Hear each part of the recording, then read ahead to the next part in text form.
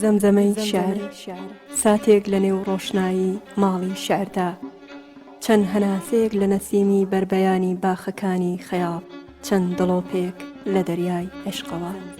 زەمزەمەی شێعر. زەمزەمەی شێعر ڕۆژانە کاتژمێر 7:50 خولەک، دووبارە بوونەوەی شەوانە کاتژمێر 10:50 خولەک. زەمزەمەی شێعر.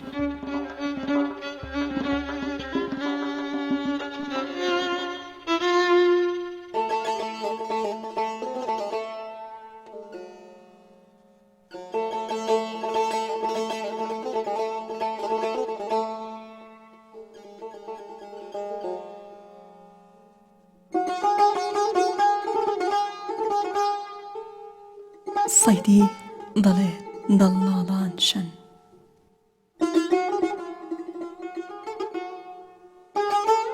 دڵناڵان شن هام سەرانجە دەرد، دڵناڵان شن زیریش جەتاو، خەیاڵان شن ئارەزووی تەواو، عەوداڵان شن جەدووری یاران بێقەراری من، واویلا و حەشر شین و زاری من.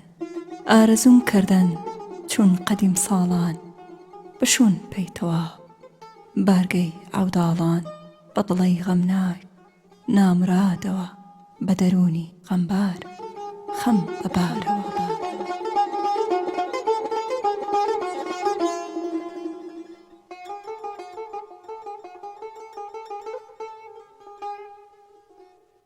فەسلی گوڵگەشتن وادەی گوڵانن، عەتریشان دەوای دەردی دڵانن. ئێمە و دڵ هەردوو بەزاری و لاڵان، با بشمێوە سەیر بارگەی عەوداڵان. پەیدیداریشان گەرمی تاسەمەن، سەرزەمین گرتن دوی هەناسەمەن. پیڕۆستەم وێران کەس نییەن تێشدا، وێرانیش مەڵۆ جەرگم بنێشدا. شەو بۆش نیلی پۆش خەمگین دیارن، چنورش پەشێ و چون زوڵفی یارن.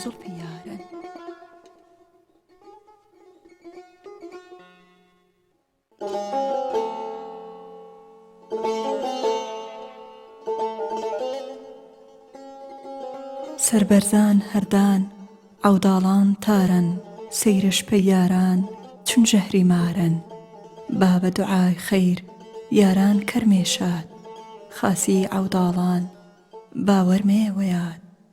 هەر هەفت ئەوداڵان بگیرمێ دامان، سەیدی شەرتش بوو چون وەفاداران. بەی و پەی تەواف بارگەی عەوداڵان.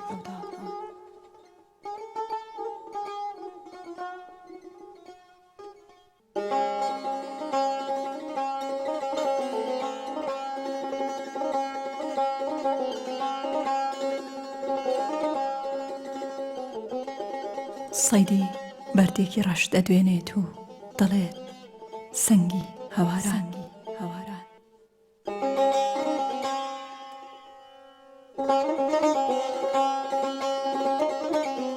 سەنگی هەواران، سەنگی هەواران، سەنگی سیاڕەنگ کۆنە هەواران.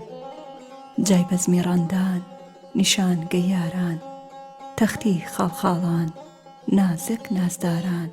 جەزەڵ مەزان و سوفید سەنگەنی، ئیسە سەبەب چێش سیاه ڕەنگەنی.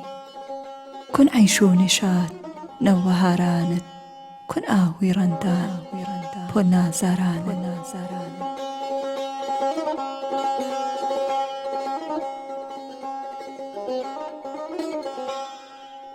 سەرخار چون تۆ کێ عنبەر پۆشان بی، دایم ئامۆشا وەلای تۆشان بێ. ئیسە جای ئەوان چۆڵەوان، ئێستە جای ئەوان چۆڵەن وێرانی. ئەحواڵی ئەوان تۆ چێش مەزانی، ساکە ئێش نەفت سەنگی سیاڕەنگ. بە ئا و ناڵە لێم ئاما بەدە.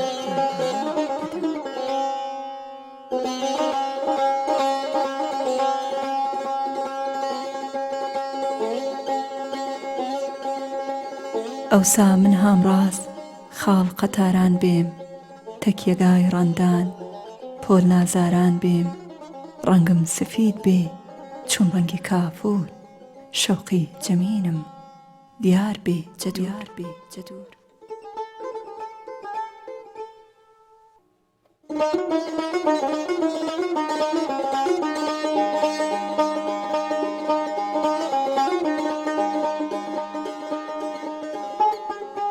ناگا پەی تەقدیر چەرخی پڕستەم ئێمە و نازاران جیا کەرجەهەم ئیسە نەپام هەن بلوشان وەشۆن نەوێم زان و ماواشان چکۆن فەلەک ئەرزانیش چیش ئامان پێمان دووری نازداران نەرمانی پێمان کەرداش دووچاری دووری و جیایی نیاش بەدڵدا داخی سیایی ئیدا خەرپەی من تاڕۆی ڕەستاخێز چون هیجرانی یار گرتنم بەڕێز ئایری هیجران کەوتەن نەجەرگم سیاوشکردن سەر تا پای بەرگم چی کوورەی ئاگر من نەجۆشانان جەسی سەیدی سیاو پۆشەنە